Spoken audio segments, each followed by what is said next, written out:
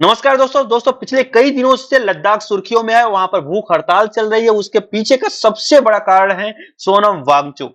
सोनम वांगचुक को आप education reformer बोल सकते हो, क्लाइमेट एक्टिविस्ट बोल सकते हो, इनफैक्ट आप ये भी बोल सकते हो कि थ्री इडियट में आमिर खान ने जिसका रोल किया था वो यही थे। सोनम वांगचुक पिछले 21 दिनों से भूख हड़ताल पर थे और इनके भूख हड़ताल करने का एक उद्देश्य है जो सेंट्रल गवर्नमेंट फुलफिल नहीं कर पा रही। तो आखिरकार क्या वो उद्देश्य है, क्या इनकी डिमांड्स हैं जो सेंट्रल गवर्नमेंट फुलफिल नहीं कर पा रही है, क्या इनकी जो डिमांड्स है वो फुलफिल करने लायक है या फिर नहीं, इन सब के बारे में हम लोग डिटेल में जानने वाले हैं। तो दोस्तों ज्यादा समय लेते हुए स्टार्ट करते हैं आज का महत्वपूर्ण वीडियो। दोस्तों आप लोग देख पा रहे हैं ढेर सारी न्यूज की कटिंग यहाँ पर दिख रही है आपको कि सोनम वांगचुक किस दिन का हंगर स्ट्राइक इन्होंने एंड कर दिया है, लेकिन इन्होंने यह बोल दिया कि हंगर स्ट्राइक रुकने वाली नहीं है जब तक लद्दाख गवर्नमेंट की जो डिमांड है वो सेंट्रल गवर्नमेंट फुलफिल नहीं कर देती है। आप यहाँ पर न्यूज की कटिंग देख पा रहे हैं कि उन्होंने लिखा है कि आई विल बी बैक, मतलब मैं दोबारा लौटूंगा। सोनम वांगचुक इन 21 day fast over Ladakh demands, मतलब लद्दाख की जो डिमांड्स है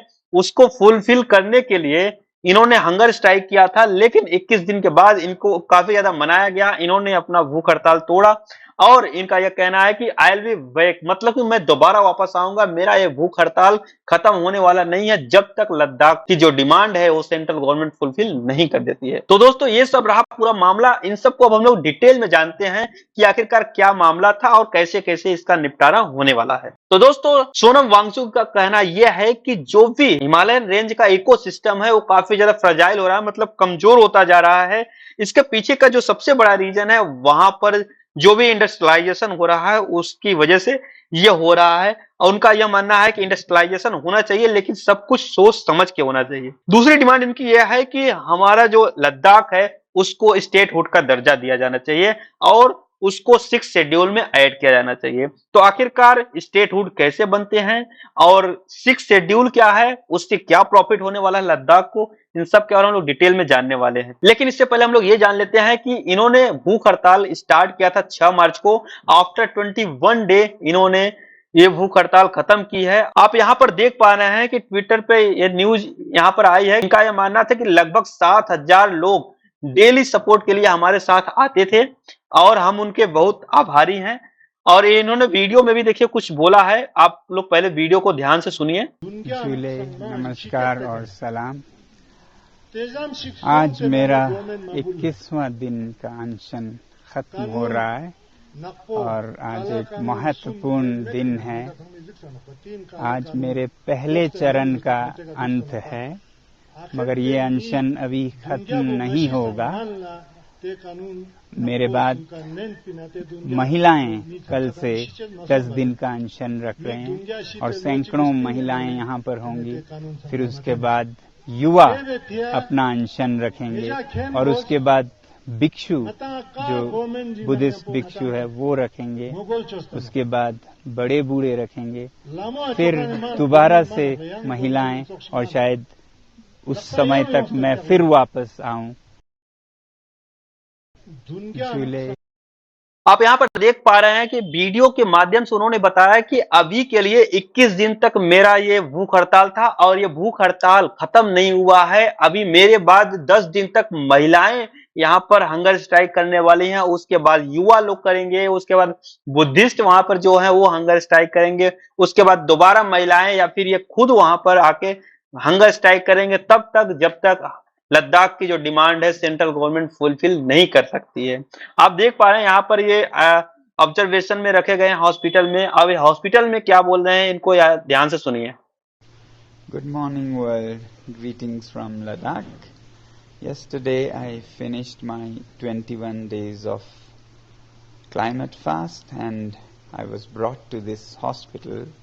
Don't worry, it's just for observation. इसमें इन्होंने ये बताया है कि आप लोग टेंशन ना लीजिए, हमको बस ऑब्जर्वेशन के लिए यहाँ पर रखा गया है, मुझे कुछ हुआ नहीं है, मैं दोबारा लौट के आऊंगा। तो दोस्तों इनका यह कहना है कि यह पहला फर्स्ट फेज था, ये मतलब कि पिक्चर की शुरुआत है। ये कब तक खत्म होगा, जब तक लद्दाख की डिमांड नहीं पूरी होती है। और महिलाएं कितने दिन तक अनशन करने वाली हैं? 10 दिन तक यहाँ पर भूख हड़ताल करने वाली हैं। उसके बाद यूथ आ जाएंगे, यूथ कुछ दिन तक यहाँ पर हंगर स्ट्राइक करेंगे, उसके बाद बुद्धिस्ट आ जाएंगे, उसके बाद दोबारा से महिलाएं आएंगे या फिर ये खुद यहाँ पर आने वाले हैं। और इनका कहने का मतलब ये था कि 6000 लोग डेली बेसिस पे हमारा सपोर्ट करने के लिए यहाँ पर आते थे। और अगर बात करते हैं कि इनका यह कहना है कि हमारी बात बहुत तेजी से सेंट्रल गवर्नमेंट के पास पहुंच रही है और 60 से 70 हजार लोग अभी तक हमारा सपोर्ट कर चुके हैं, और मुझे आशा है कि हमारी जो डिमांड्स है वो सेंट्रल गवर्नमेंट तक पहुंचेगी और सेंट्रल गवर्नमेंट उसे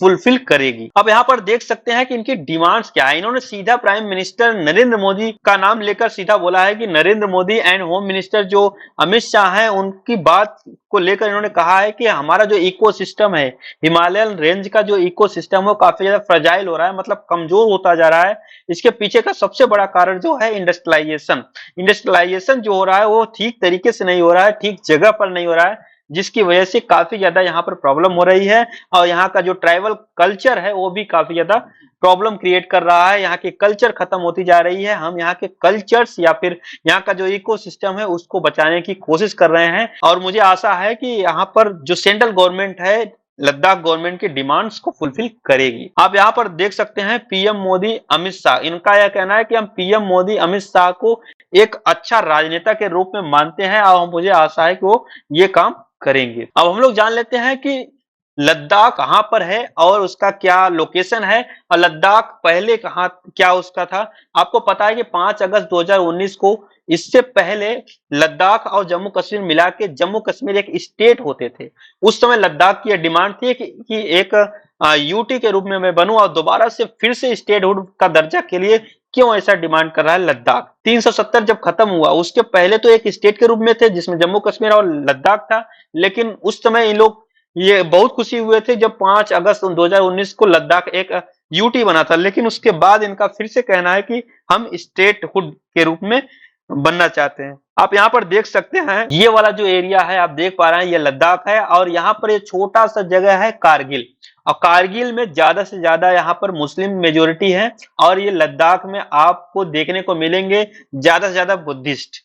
और यहाँ पर ये देखा जाए लद्दाख में सिर्फ 2 ही डिस्ट्रिक्ट हैं, लेह और कारगिल, और ये वाला एरिया आप देख पा रहे हैं जम्मू कश्मीर है। या इसके पहले 5 अगस्त 2019 से पहले ये दोनों को मिलाकर जम्मू कश्मीर बोला जाता था, मतलब एक स्टेट था। धारा 370 यहाँ पर लगी रहती थी। लेकिन उस समय इस लद्दाख का कहना था कि हमको यूटी बनाया जाए, लेकिन यूटी बनाने के बाद फिर से स्टेटहुड की डिमांड कर रहे हैं। तो आखिरकार क्या मैटर है इसके बारे में हम लोग डिटेल में जानने वाले हैं। अब हम लोग जान लेते हैं कि इनका कहना यह है कि भारत के जो पूर्वोत्तर राज्य हैं उनके कुछ ट्राइबल प्रजातियों को 6 शेड्यूल में शामिल किया गया है, तो लद्दाख को उसी तरीके से 6 शेड्यूल में सूचित किया जाए। तो 6 शेड्यूल है क्या? 6 शेड्यूल का मतलब यह है कि जो भी वहां पे ट्राइबल्स रह रहे हैं उनको यह अधिकार होता है कि अपनी जो कल्चर है, अपना जो इकोसिस्टम उसको बचाने के लिए कोई भी रूल लगाने का अधिकार रखते हैं।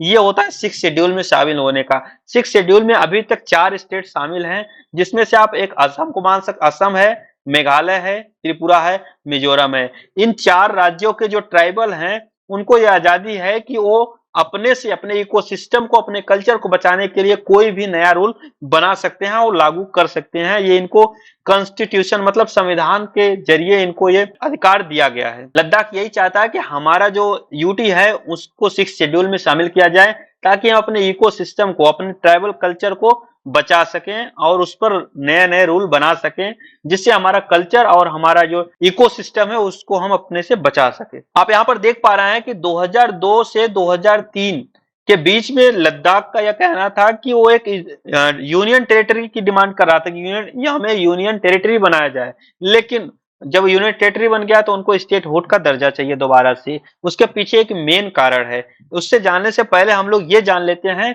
कि लद्दाख में अभी 2.74 लाख पॉपुलेशन है, और इनका यह कहना है कि यहाँ की जो इकोसिस्टम है लगभग 2.25 लाख की आबादी वाला है।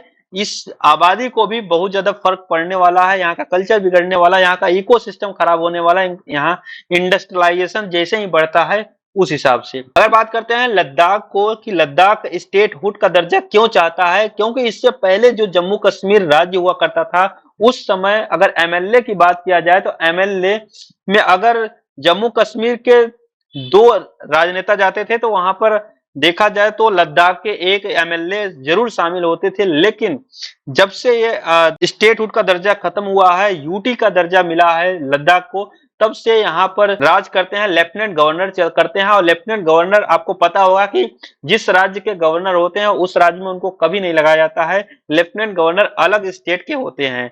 तो इनका कहना यह है कि जिनको पता ही नहीं हमारे बारे में, हमारे इकोसिस्टम के बारे में, हमारे कल्चर के बारे में, हमारा जो यूटी है उसको कैसे चलाना है, उनको चलाने के लिए आप यहाँ पर गवर्नर को आप अपॉइंटमेंट कर दिए हैं, तो आखिरकार वो हमारी समस्या समझ नहीं पा रहे हैं कि हमें क्या समस्या है।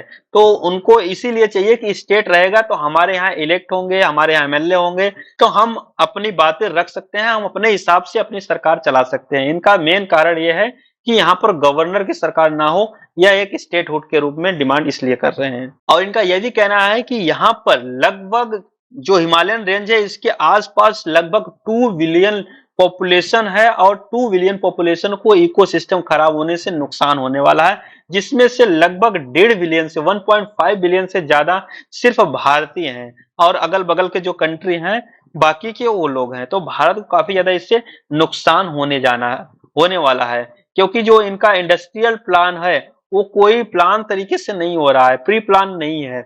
ये कहीं भी इंडस्ट्री डाल दे रहे हैं जहां पर जरूरत नहीं है वहां पर, जिससे इकोसिस्टम खराब हो रहा है। तो सोनम वांगचुक का ये कहना है कि इंडस्ट्रियल होना चाहिए, हम मानते हैं कि अपडेट होना चाहिए, लेकिन इनका एक प्लान के जरिए होना चाहिए जिससे हमारे इकोसिस्टम पे कोई प्रॉब्लम ना हो। क्योंकि जम्मू कश्मीर को भारत का मुकुट बोला जाता है, और यहाँ पर जो नेचुरल ब्यूटी देखने को मिलती है वो भारत में कहीं नहीं देखने को मिलती है। और इनका ये भी कहना है कि चाइनीज जो शोल्डर हैं उन्होंने कुछ एरिया कैप्चर कर रखा है, कई जगह लद्दाख के एरिया को कैप्चर कर रखा है, जिसको सेंट्रल गवर्नमेंट ध्यान नहीं दे रही है। हमारी सरकार होगी तो हम उस पर ध्यान देंगे, और हम चाइना से वो जमीन, वो एरिया अपना फिर से कब्जा कर लेंगे। अगर बात करते हैं 90% जो भी बजट होता है गवर्नर के द्वारा, अगर मान लीजिए 6,000 करोड़ अलॉट किए जाते हैं लद्दाख के लिए, तो 90% गवर्नर का अधिकार होता है कि वो कहां पर खर्च करेंगे। और गवर्नर वो हैं जो दूसरे स्टेट से आए हैं, तो इनकी प्रॉब्लम को समझेंगे नहीं, और लगभग 54,000 करोड़ रुपए फालतू के खर्च होंगे, मतलब वो कहीं भी खर्च कर सकते हैं जनता से बिना पूछे। तो ये गलत है, इनका ये कहना है। तो दोस्तों आपको ये वीडियो कैसी लगी? वीडियो अच्छी लगी तो वीडियो को लाइक शेयर सब्सक्राइब करना ना भूलें। मिलते हैं नेक्स्ट वीडियो में, तब तक के लिए जय हिंद जय भारत।